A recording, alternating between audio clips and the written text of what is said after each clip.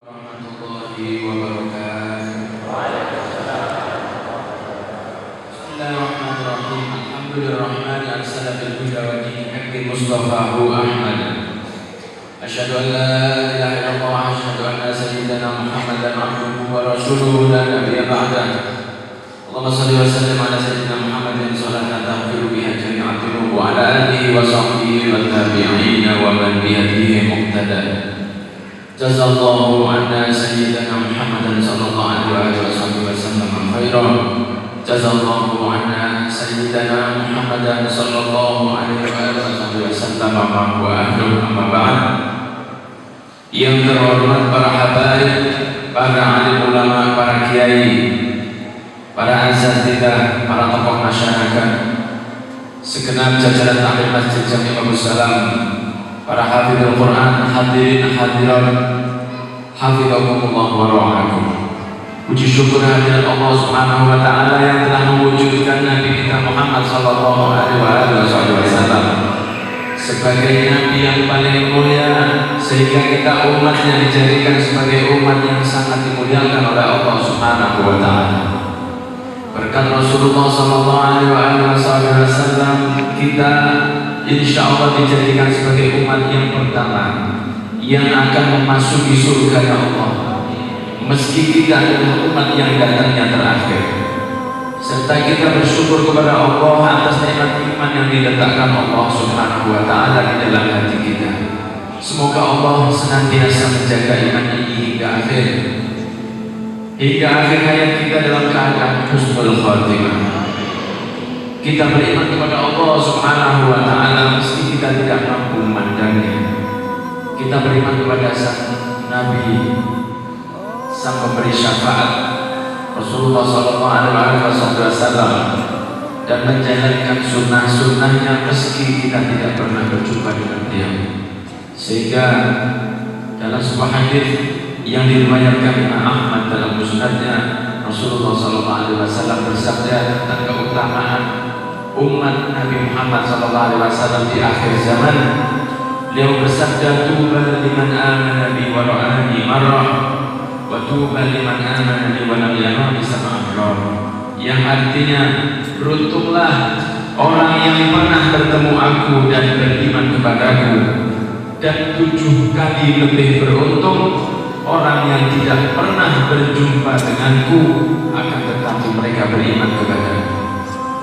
Maka sungguh nikmat iman dari Allah Subhanahu wa taala ini adalah suatu nikmat yang sangat besar dan agung. Semoga kita yang lemah ini dijadikan Allah sebagai orang-orang yang beriman teguh, bertakwa dan beramal soleh dengan sempurna, serta semoga kita dan segenap keluarga kita, orang tua kita, anak kita, santri kita, tetangga kita, saudara kita dijadikan sebagai orang-orang yang bisa menjaga nikmat-nikmat ini dan selamat dalam semua hal fitri wa dunya wal akhirah. Amin ya rabbal alamin. Hadirin hadirat, habibakumullah wa rahmatullahi. Alhamdulillah, setelah kita baca bersama surat Yasin, surat Al-Mulk, untuk pembacaan tahlim, maka marilah kita menyimak sejarah singkat seorang pembesar aulia yang merupakan manusia pertama yang diberi jabatan dengan nama Al-Ustad, yaitu Sayyidina Al-Ustad Al-Ustad Al-A'zam Al-Faqih Muqaddam Muhammad bin Ali Ba'alawi radhiyallahu anhu, yang semoga kita dikumpulkan bersama beliau di darin amin. Sayyidina Al-Faqih Muqaddam radhiyallahu anhu dilahirkan di kota Tarim, tepatnya di provinsi Hadramaut di negeri Yaman. Keutamaan dari negeri Yaman diantaranya adalah yang datang dari sabda Nabi Muhammad SAW. Beliau bersabda, inni la ajidu nafsar rahmani min kibalil Yaman. Sesungguhnya aku mendapati nafsu rahman yang keluar dari arah negeri Yaman. Konon diriwayatkan dalam setiap sholat Jumat di kota Tarim, di shaf awal terdapat lebih dari 300 mufti. Di pemakaman Zanba dikemukakan sekitar 500 tahun yang lalu terdapat lebih dari 10.000 aulia dan lebih dari 80 wali kutub yang terus bertambah setiap tahunnya. Ini menunjukkan betapa banyak terdapat aulia di negeri asal wali songo ini. Al-Faqih Muqaddam lahir di sana pada tahun 574 Hijriah bertepatan dengan tahun 1176 Masehi, tepat 13 tahun setelah wafatnya Sultanul Auliya Syekh Abdul Qadir Al-Jailani radhiyallahu anhu, dan wafatnya pada malam Jumat di bulan Dzulhijjah tahun 653 Hijriah, bertepatan dengan 1255 Masehi.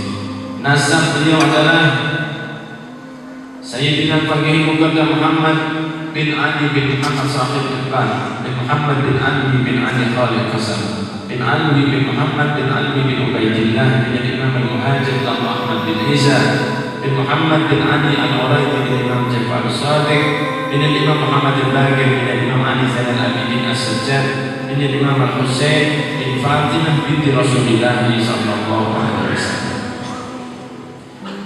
Sedangkan istri beliau Hababah Zainab binti Ahmad bin Muhammad Sahib Al-Ban adalah seorang wanita yang telah mencapai kedudukan waliullah dan memiliki banyak kekeramatan, serta sangatlah dermawan, memperhatikan nasib orang-orang miskin dan membantu memenuhi kebutuhan mereka. Sehingga istri dari Faqih Muqaddam ini diberi julukan Ummul Fuqara, yang artinya adalah ibu dari segenap orang fakir miskin. Pernah suatu ketika Hababah Zainab melihat awan mendung yang sangat gelap berada di atas rumah beliau di kota Tarim. Cemas akan turun hujan besar yang berdampak pada banjir, maka Hababah Zainab menunjuk ke arah mendung sambil mengatakan gedur, gedur, gedur, yang dimaksudkan adalah agar mendung tersebut pindah ke desa Gedur yang saat itu masih sepi. Maka subhanallah, dengan izin Allah mendung tersebut pun menuruti perintah Hababah Zainab untuk pindah ke desa Gedur dan menurunkan hujan yang sangat deras di daerah tersebut, sehingga warga kota Tarim terselamatkan dari banjir. Dan di antara karomah Hababah Zainab ini adalah mustajabnya doa para peziarah makam beliau yang letaknya di belakang makam suami beliau Al-Faqih Muqaddam di pemakaman Zambar. Dari Hababah Zainab, Al-Faqih Muqaddam mendapatkan 5 anak, semuanya laki-laki dan menjadi ulama aulia dan pengayom umat. Mereka adalah Syekh Alwi Al-Quyur, Syekh Abdullah, Syekh Abdul Rahman, Syekh Ali, Syekh Ahmad radhiyallahu anhum ajma'in. Di antara guru-guru Syekh Al-Faqih Muqaddam adalah seorang waliullah, Syekh Abdullah bin Abdul Rahman Ba'abbad, yang sangat memuliakan dan menghormati Al-Faqih Muqaddam meski Al-Faqih Muqaddam adalah muridnya. Syekh Abdullah tidak akan pernah memulai untuk mengajar kecuali muridnya yang kecil saat itu Al-Faqih Muqaddam telah hadir di majelisnya. Fenomena ini menimbulkan pertanyaan hadirin yang lain kepada Syekh Abdullah. Mengapa seorang guru yang sudah senior seperti beliau menunggu muridnya yang kecil datang untuk memulai pelajaran? Beliau pun menjelaskan, sesungguhnya aku menunggu Al-Faqih Muqaddam sama seperti aku menunggu izin dari Allah Subhanahu wa Ta'ala. Dan masih banyak lagi guru-guru beliau yang mereka adalah para ulama dan aulia yang semuanya mengisyaratkan bahwa Al-Faqih Muqaddam akan mencapai satu kedudukan makom yang luar biasa, sehingga dinisbahkan kepada kakek beliau yang Rasulullah SAW yang merupakan penghulu dari semua nabi dan rasul. Maka beliau Al-Faqih Muqaddam merupakan penghulu dari semua wali-wali Allah Subhanahu wa Ta'ala. Hal ini ditasihkan oleh Al-Habib Abdul Rahman As-Sikam menyampaikan dari qaul Al-Faqih Muqaddam sendiri, di mana Al-Faqih Muqaddam mengatakan, ana fil awliya ka Muhammad fil anbiya. Aku di antara wali, kedudukanku seperti Nabi Muhammad di antara para nabi-nabi yang lain.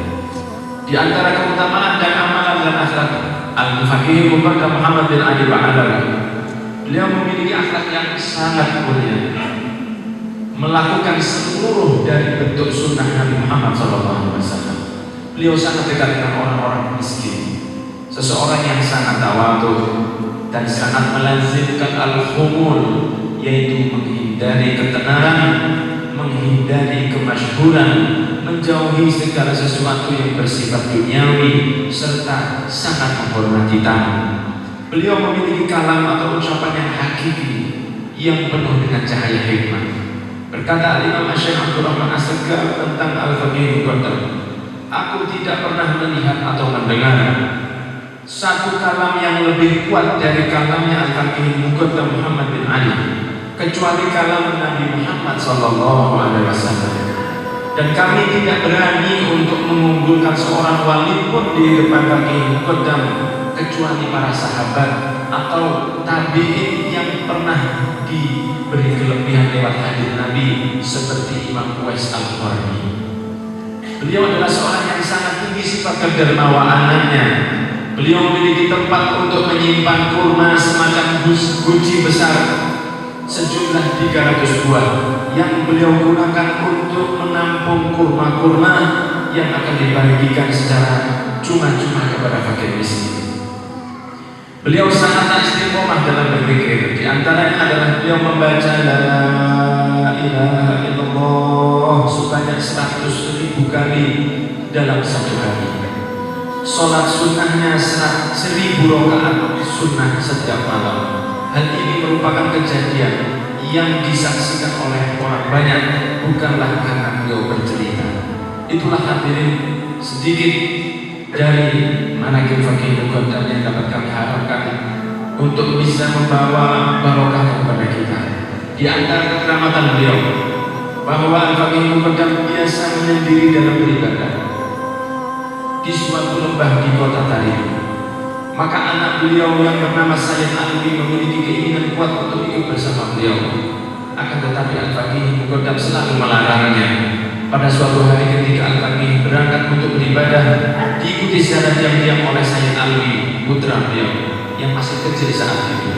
Maka ketika berada di suatu lembah, ketika Al-Faqih Muqaddam berzikir, Sayyid Alwi mendengarkan bahwa gunung-gunung dan seluruh isi lembah ikut berzikir mengikuti zikir Al-Faqih Muqaddam. Melihat kejadian besar seperti ini menjadikan Sayyid Alwi yang saat itu masih kecil lalu pingsan. Maka sepulang dari beribadah Al-Faqih Muqaddam mendapati anaknya di tengah jalan sedang pingsan. Maka dibangunkanlah anak tadi sambil berkata, wahai anakku, janganlah engkau pernah mengikuti aku lagi untuk kemari. Di riwayat yang lain disebutkan bahwa Faqih Muqaddam berkata, pernah satu kali aku tidak berziarah ke Nabi Hud alaihissalam. Maka ketika aku sedang duduk di suatu tempat yang tinggi atapnya, tiba-tiba datang roh Nabi Nuh kepadaku, dan Nabi Nuh mengatakan padaku, wahai Faqih Muqaddam, apabila engkau tidak berziarah kepadaku, maka kami yang akan berziarah kepadamu. Dan yang masyhur adalah bahwa roh beliau selalu hadir dalam sholat jenazah muslimin. Kedatangan beliau dikarenakan rasa sayang beliau kepada kaum muslimin dimanapun, dan juga karena beliau ingin memberikan syafaat kewilayahan beliau kepada muslimin, khususnya pada keturunan beliau. Dan beliau juga hadir dalam membantu sakratul maut anak keturunan beliau dan juga muslimin. Hal ini juga terjadi kepada ayahanda almarhum Habib Ahmad Anis bin Hasan bin Syahab. Masya Allah, pada 3 minggu setelah wafatnya Al-Habib Anis, seseorang bermimpi Habib Anis mengatakan bahwa Al-Faqih Muqaddam datang kepada Habib Anis guna membantu mempermudah sakratul maut. Memang Al-Habib Anis tidak pernah meninggalkan tawassul kepada Al-Faqih Muqaddam dengan doa, ya Rabbana yassir lana umurana bijahi Sayyidina Muhammad bin Ali, dibaca 3 kali setelah selesai sholat subuh. Dan di dalam mimpi tersebut Habib Anis mengatakan bahwa sakratul maut yang dialami beliau sangatlah baik dan mudah, berkah dari Rasulullah SAW dan Al-Faqih Muqaddam. Masya Allah, la quwwata illa billahi. Demikianlah hadirin hadirat manaqib singkat dari Al-Faqih Muqaddam yang semoga kita membaca kita mendapat berkah dan keutamaan di dunia wal akhirah. Sedangkan nasab Habib Anis dengan Al-Faqih Muqaddam adalah Al-Habib Anis merupakan cucu beliau yang ke-20 dan cucu dari Nabi Muhammad yang ke-37. Habib Ahmad Anis lahir di Surabaya, tepatnya di Ampel, pada tanggal 21 Ramadan 1358 Hijriah atau bertepatan dengan 21 Agustus 1937 Masehi. Beliau adalah putra dari Al-Habib Al-Ustaz Hasan bin Husain bin Syahab dan Syarifah Aisyah bin Husain Ba'abud. Pertama kali Al-Habib Anis berceramah adalah di Bondowoso pada saat beliau berumur 21 tahun di depan seorang profesor dari Mesir, yaitu Al-Habib Abdurrahman Al-Shahab. Sepeninggal ayah beliau pada tahun 1960, Habib Anis adalah sebagai tulang punggung keluarga yang terdiri dari seorang ibu dan 7 dari 9 saudara kandungnya. Beliau adalah seorang yang sangat berbakti kepada ibunya. Hal itu terbukti dari hasil kerja Habib Anis dalam 1 bulan seluruhnya diberikan kepada ibunya. Dan setelah berkeluarga pun, Habib Anis setiap hari mendatangi ibunya karena beliau sangat cinta kepada ibunya. Habib Anis sering meminta izin kepada ibunya untuk melaksanakan haji yang kedua. Akan tetapi ibunya selalu melarang karena tidak ingin ditinggal dalam jangka waktu yang lama, sambil mengatakan, "Engkau, wahai Anis, silahkan berangkat haji lagi kalau aku sudah meninggal dunia." Maka Habib Anis pun menurut dan bersabar sekitar 22 tahun untuk melaksanakan ibadah haji yang kedua. Maka setelah wafat ibu, barulah Habib Anis melaksanakan haji. Hal ini menunjukkan bagaimana beliau meletakkan kata-kata ibunya di atas keinginan pribadi. Setiap hari secara istiqomah beliau selalu membacakan Yasin, tahlil, tahmid yang ditujukan kepada orang tua, para aulia, kerabat dan sanak famili serta sahabat-sahabat beliau. Beliau telah bertemu dengan banyak aulia besar, lebih dari 35 wali yang pernah ditemui oleh Habib Anis untuk dimintai doa dan berkahnya. Di antaranya adalah Al-Habib Ali bin Ali Al-Habsyi, putra dari pengarang Maulid Al-Habib Ali Al-Habsyi yang pernah menginap di rumah Habib Hasan selama 4 hari. Kemudian Al-Qutb Al-Habib Abu Bakar bin Muhammad As-Segaf, yang saat itu Al-Habib Hasan, ayah Habib Anis, mengajak Habib Anis yang saat kecil berziarah ke rumah Habib Abu Bakar di kediaman beliau di Gresik. Maka Habib Abu Bakar mengatakan kepada Habib Hasan bahwa Habib Anis ini kelak akan menjadi seorang yang bermanfaat bagi orang lain. Juga Al-Habib Al-Qutb Hasan Al-Fat'ani, Al-Habib Shalih bin Muhsin Al-Hamid Tanggul, yang Habib Anis sendiri menyaksikan banyak dari karomah-karomah beliau.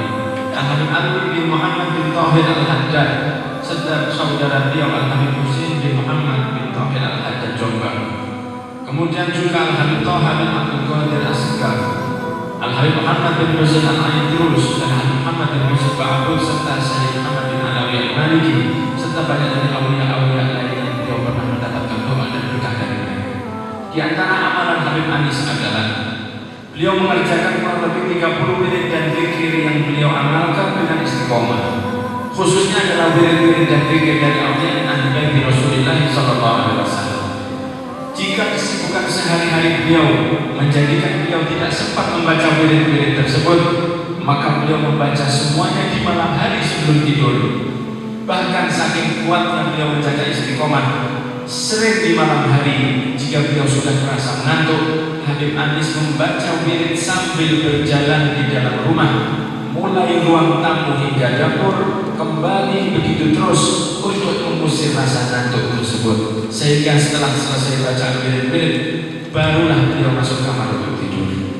Beliau melaksanakan banyak sunnah Nabi dalam kesehariannya, dalam tidurnya, dan sholat-sholat sunnahnya.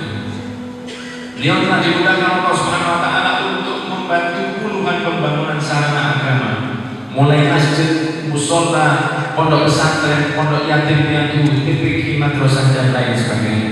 Khususnya di daerah-daerah kristenisasi, baik dengan menggunakan dana pribadi atau dengan mengumpulkan bantuan dari para ahli.